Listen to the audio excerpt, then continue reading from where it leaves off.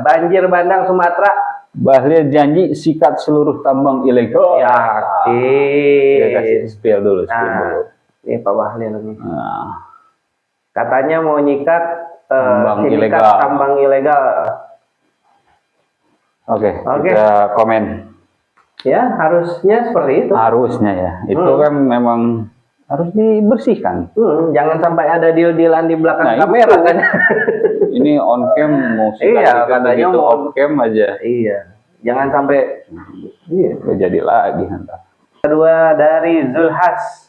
Ini Tanggung jawab kerusakan alam yang terjadi saat menjabat sebagai Menhub. Siap debat politik. Yakin. Ya. Nah, Ini beritanya. Baca dulu, spill dulu. Kita spill dulu. Siap debat terkait dengan kerusakan hutan yang gedein. kerusakan hutan pada saat dia menjabat sebagai Menteri Kehutanan. Memang kan sorotannya. Iya betul. Ke beliau gitu. Zulhas ini, iya kan? Karena dia kan sebagai sebelumnya Menteri Kehutanan. Sebelum Raja Juli ini kan, Raja Juli Antoni yang sekarang. Iya. Dan mungkin dampaknya ya baru. Iya betul. Yang Baru bencana terasa, itu kan. Iya saat ini.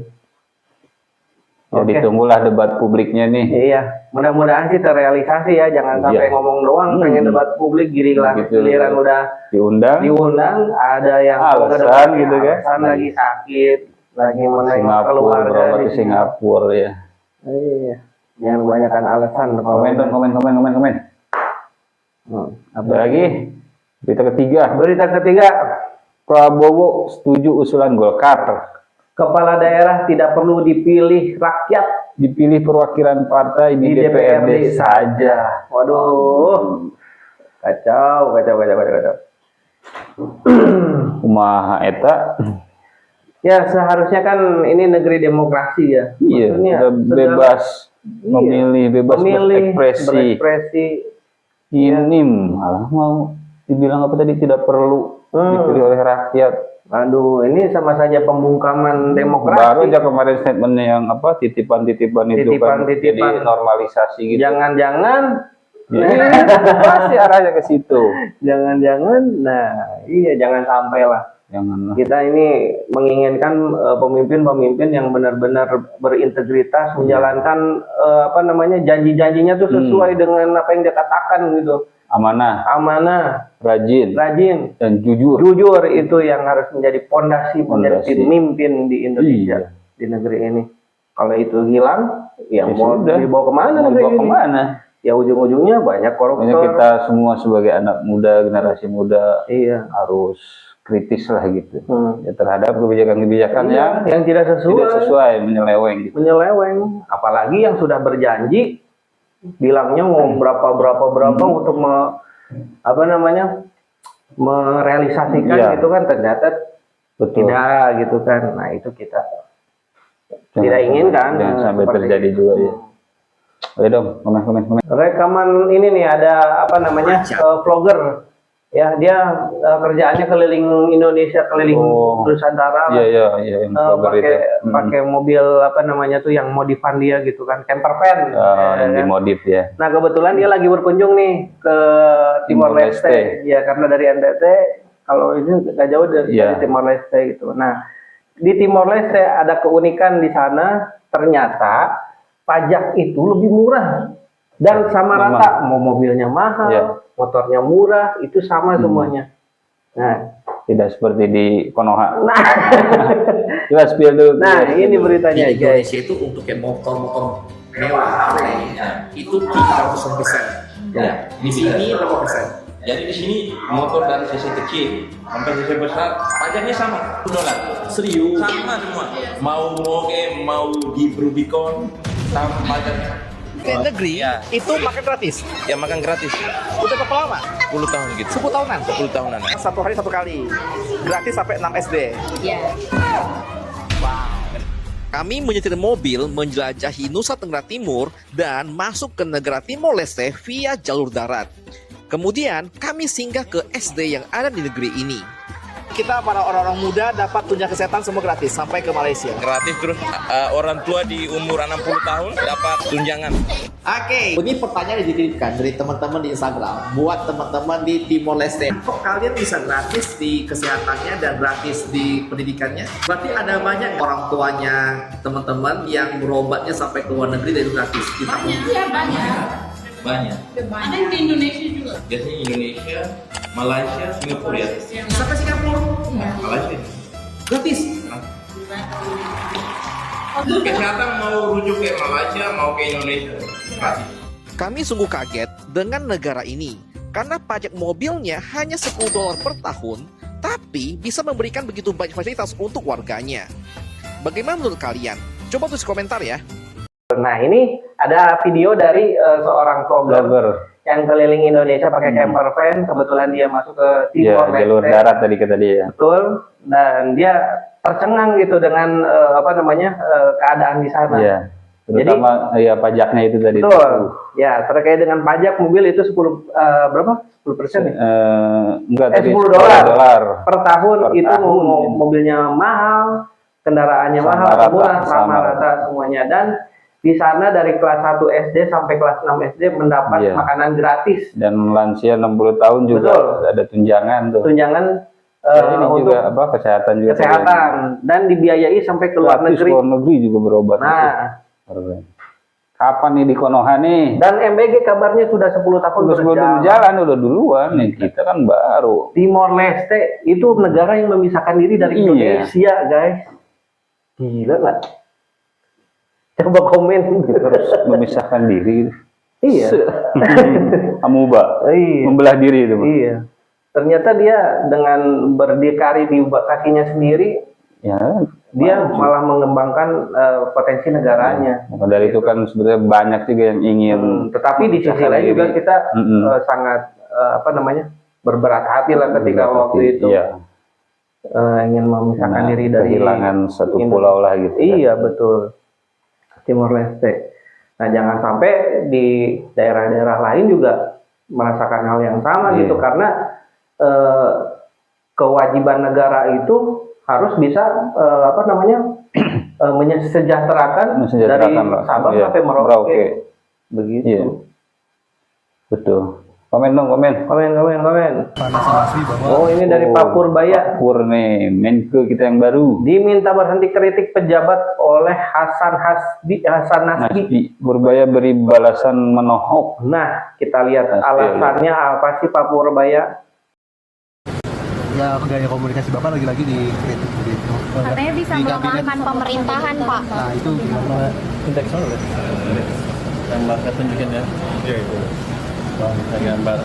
Itu saya selalu pakai survei ke masyarakat. Apakah saya mengurangi kepercayaan masyarakat pemerintah apa tidak? Kalau dari angka kita yang terakhir, ini baru keluar angka bulan survei bulan Oktober dari dulu, dan anak-anak yang di surveinya dilakukan oleh LPS. Ini indeks kepercayaan masyarakat ke pemerintah. Kalau jatuh seperti ini keadaan buruk. Kalau sana bagus. Ini kemarin waktu bulan September, Agustus September itu turun terus, Juli Agustus September turun terus, kita terendah sini. Inilah terjadi banyaknya demo. Tapi kita lakukan kebijakan yang mungkin untuk sebagian kalangan agak drastis, agak ceplos. Tapi ini berhasil mengembalikan sentimen masyarakat ke pemerintah.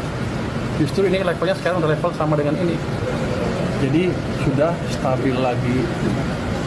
Jadi stabilitas pemerintahan amat baik di mata masyarakat. Kecuali di mata orang itu ya. Kenapa? Karena daya belinya juga membaik. Daya beli itu yang ini.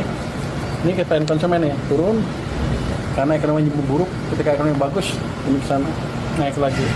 Ini sama ini ada korelasinya. Ketika ekonomi buruk, mereka nggak suka pemerintah. Makanya banyak demo besar-besaran.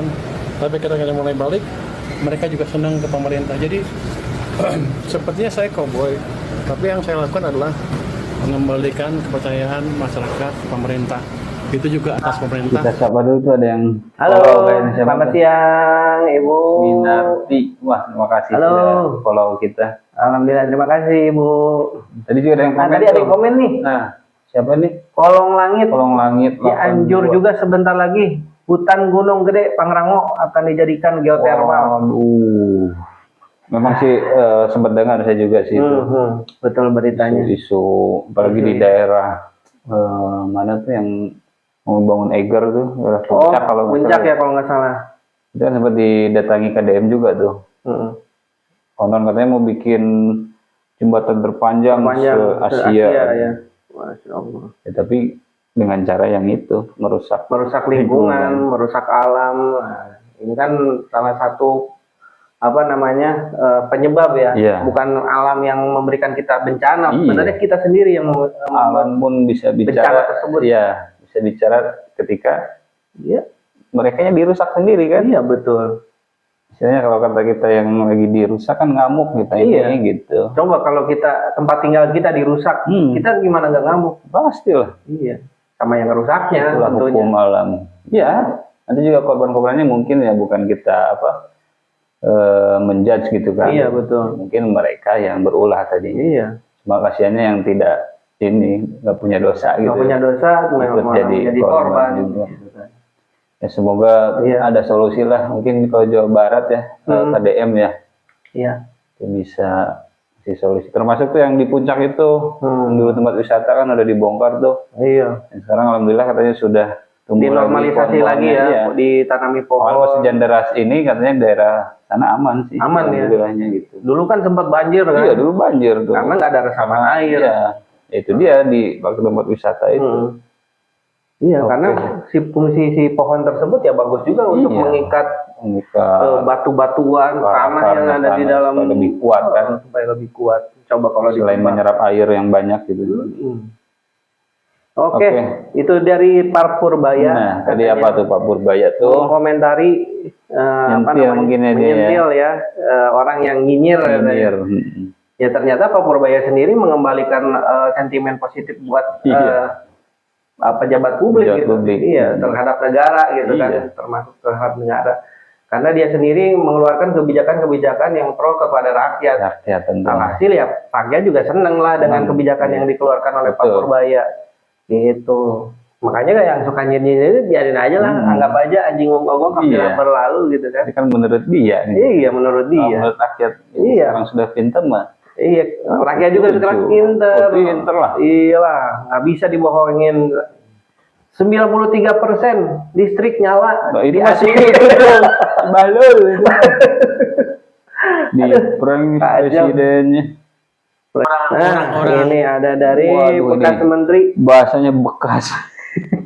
Menteri bekas Jokowi. Menteri bekas Jokowi berusaha menjebak Presiden Prabowo. Oke. Tadi kita jelaskan tentang bagaimana Luhut menjebak tentang kereta api cepat.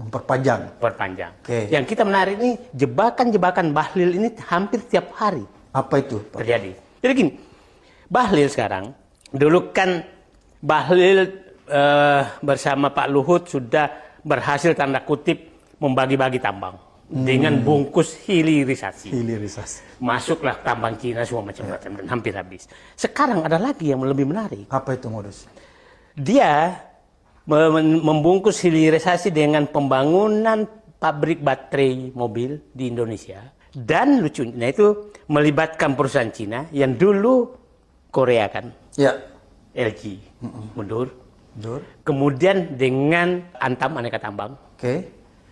Dan menarik, ada namanya mitra lokal. Kenapa harus ada mitra lokal? Nah, mitra lokal. Nah, yang lucu, yang aneh, ini adalah yang membentuk konsorsium itu adalah Bahlil atas nama tim hilirisasi, ketua tim hilirisasi, tidak mengajak Danantara. Bayangkan dia mengatur konsorsiumnya. Jadi inisiatif Bahlil. SK-nya Bahlil. Tanpa melibatkan Danantara. Yang menariknya, yang perlu kita curigai, Pak, bukan curigai, harus dicurigai. Satu, dia di konsorsium menyatakan bahwa Aneka Tambang harus mendivestasi sahamnya sehingga di proyek ini menjadi minoritas. Kok bisa begitu? Padahal baterai kan di sini, tambang di sini. Apa kaitannya tambang harus divestasi?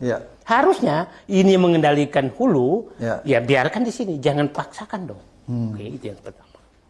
Jadi memang ingin agar dikendalikan swasta, asing dan swasta. Yang kedua, kalau udah ada BUMN, kenapa mesti ada mitra lokal? Ya makanya tadi saya tanya, kenapa harus ada lagi? Nah, ini biasanya tempat pungut-pungut. Paling menarik, pemilik saham mitra lokal ini, yang saya tidak tahu siapa. Setelah saya telusuri di informasi, tapi saya akan cek lagi, itu pengurus partai pimpinan putranya Joko Widodo. PSI ya? PSI, pengurus partai. Pengurus pusat? Saya belum cek. Oke. Nah, bisnisnya di Sulawesi. Kita baca kenapa ada perpindahan gitu-gitu. Nah, yang pemilik saham lain adalah oligarki yang selama ini memang bekerja sama dengan putra Jokowi di berbagai bisnis. Oligarki siapa itu Pak Said? Ya kita tahu lah dia selama ini. Nah itu yang menarik. Jadi menurut saya ini Pak Prabowo sempat datang meresmikan itu, perusahaan itu.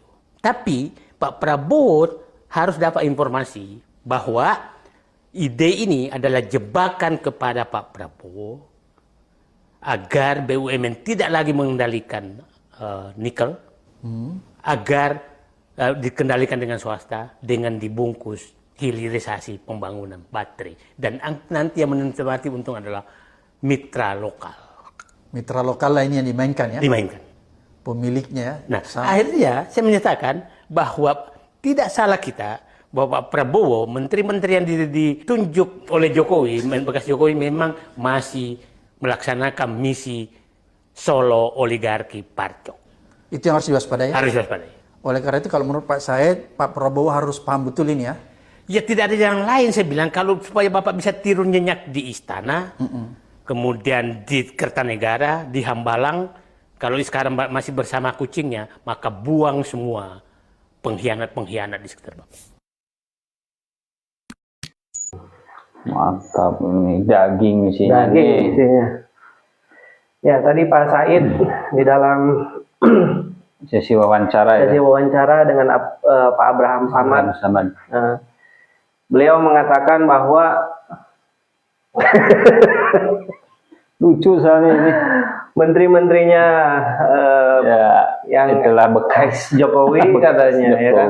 Kalau pengen tidur nyenyak Pak Prabowo harus singkirkan lah Pak. Ya kesimpulannya betulnya itu kan. Iya. Terlepas dari istilahnya jebakan lah, usaha si ilegal yang tadinya BUMN mau dirubah ke dengan bahasa federasi.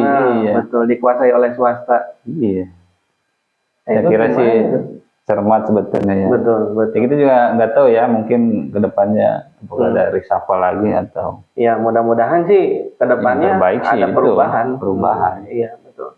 Kalau sadar, kalau sadar ya kan. Ya pengennya sih kita berharap kita pengen punya menteri-menteri yang berkualitas seperti Pak Purbaya contohnya. Gitu. Jadi benar-benar standar acuan lah ya. Betul, standar acuan karena beliau mengeluarkan kebijakan-kebijakan yang pro pada rakyat. Masuk akal gitu kan. Masuk akal. Iya. Dan segala apapun yang merugikan negara itu langsung di-cut. Iya. Tanpa memandang bulu siapa dia ini bea cukai. Bea cukai. Nah, ada audit. Nah, gitu dia. Bahasanya juga ceplas-ceplos pas lagi ngomong sama bea cukai juga padahal sebelahan gitu kan. Iya. Gua pecat-pecatin lo anak buah. Anak buah kan ngomongnya begitu. Harus gitu sebetulnya kan, jadi ada power lah gitu. Ada power karena dia sebagai walaupun pastilah di belakang juga ada tekanan juga. Ada tekanan dari pihak yang menginginkan kekuasaan. Iya. Ayo dong, komen. Nah ini sumbernya dari mana nih? Sumbernya dari Indonesia Baru. Nah ini adalah ahli pandangan Pak simak pandangan para ahli hukum tata negara dalam film apa tuh? Dirty Vote 2. Oh 2 ya. Nah ini kita spill dulu beritanya. Ini fakta mengerikan 1 tahun Prabowo Gibran yang perlu kamu tahu kalau ada kenyataan lapangan yang nunjukin kondisi terburuk negara kita. Dan video ini ngerangkum kegaduhan yang terjadi di masa jabatan Prabowo Gibran. Hah? Apa aja emangnya? Waktunya buka mata buka hati karena ini fakta yang dibahas dalam film Dirty Vote 2. Kalau Dirty Vote 1 ngebahas desain kecurangan pemilu 2024, kali ini Dirty Vote ngebahas kekhawatiran yang akhirnya terbukti dari hasil pemilunya. Dalam setahun Prabowo Gibran, udah banyak kegaduhan publik akibat kebijakan kontroversial. Ini rangkaian yang gak boleh kita lupa, mulai dari kenaikan PPN 12%, efisiensi anggaran yang berdampak ke daerah, pelarangan jual LPG 3 kg ke pengecer, kontroversi Danantara, UU TNI, tanah terlantar masuk bank tanah, pemblokiran rekening nganggur oleh PPATK, kebijakan tambang dan ekonomi ekstraktif lainnya, masalah BBM, kenaikan tunjangan DPR, hingga semua amarah publik memuncak di bulan Agustus 2025. Nggak sampai di situ, kemarahan masyarakat malah dibalas dengan brutalitas aparat. Sampai hari ini, masih ada 2 orang yang hilang. Dan pada 25-31 Agustus, YLBHI mencatat ada 3.337 orang ditangkap di seluruh Indonesia. Di saat yang sama, Presiden kita justru bilang begini. Mengarah kepada makar dan terorisme. Kenapa Presiden bisa malah bersikap demikian? Begini kata ahli hukum tata negara di film Dirty Vote 2. Legitimasi rendah membuat Prabowo Gibran merasa insecure. Saking merasa insecure-nya, kita bisa lihat bagaimana Prabowo kerap melontarkan narasi pembelaan dengan menggambarkan seolah-olah ada musuh bersama, yaitu ada pihak asing atau kemudian teror. Terus, gimana pembacaan Dirty Vote soal kondisi kita ke depan? Simak jawabannya di Dirty Vote O3 di kanal YT Dirty Vote. Mari sebarkan serta terus menolak lupa. Ini fakta. Sentimental ini, betul. Beritanya. Dalam ini. Iya, dari Indonesia baru.